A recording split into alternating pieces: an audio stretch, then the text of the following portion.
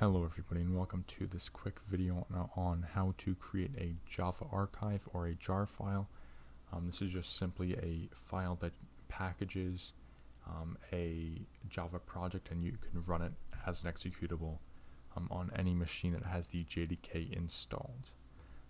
So I've created a set of instructions here. It just goes through the process. It's relatively simple.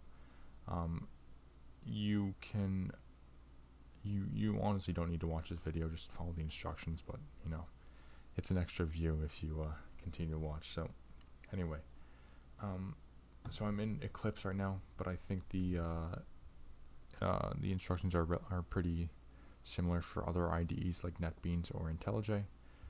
All you have to do, at least in Eclipse, is find your main class in your project. Just make sure you know where it is, the packages and all.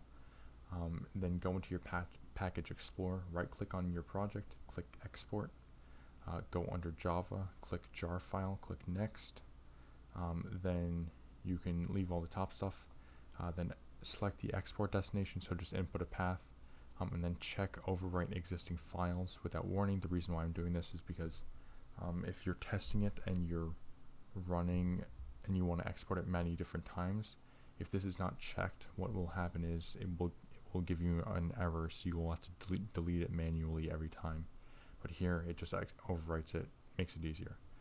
Don't click finish yet, click next, click next again.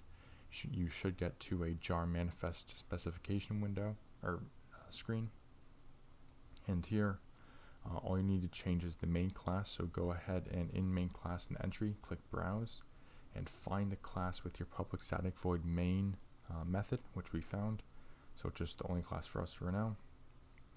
Click finish, and you see it is exported. So anyway, this project is pretty short. It just prints something out and then it creates a file based on a command line argument. So now let's go into where we actually exported the file, and I'll do that. So you see the jar files right here.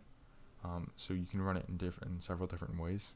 I'll just run it by double clicking it first. So double click, and then you see it creates a file name.txt, which is exactly what I told it to do. Now I can go ahead and delete this. Now if I opened up the command line here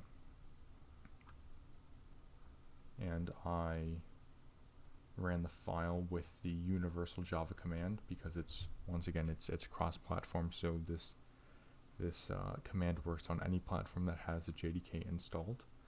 All you have to do is Java -jar and then the file name, so test.jar, and it will create the file once again. Now if we wanted to pass an argument, it just works as if you were passing in another argument. So Java -jar test.jar, and I'll say file test.txt, and you see it creates a new file test.txt, which is what we inputted. Alright, so that's pretty much it. Yeah, I just wanted to give a quick tutorial on this because it might be useful further in the series. So anyway, that's about it. I will see you guys later.